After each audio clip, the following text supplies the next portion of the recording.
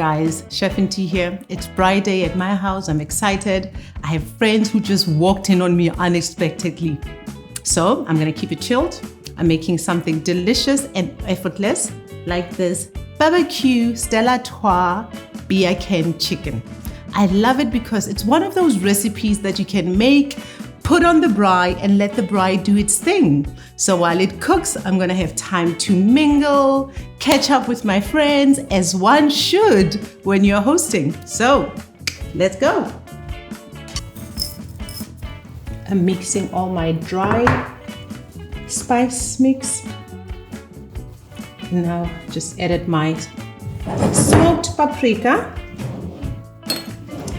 I'm just gonna give it a gentle stir just to make sure everything is properly mixed.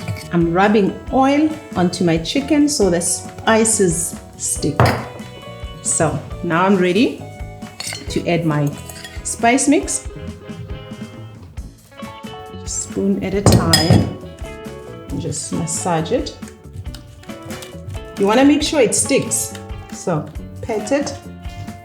I love the heat from the smoked paprika. For me, I feel like it brings in the magic here. Perfect. Okay, I'm happy. So I'm now transferring it into a bowl. I want all these flavors to definitely go into my chicken. I'm going to let it stand for 2 hours in the fridge, up to 24 hours for maximum flavor.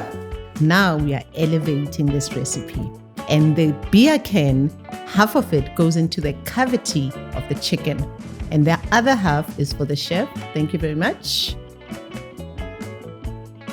Now I'm ready for my grill.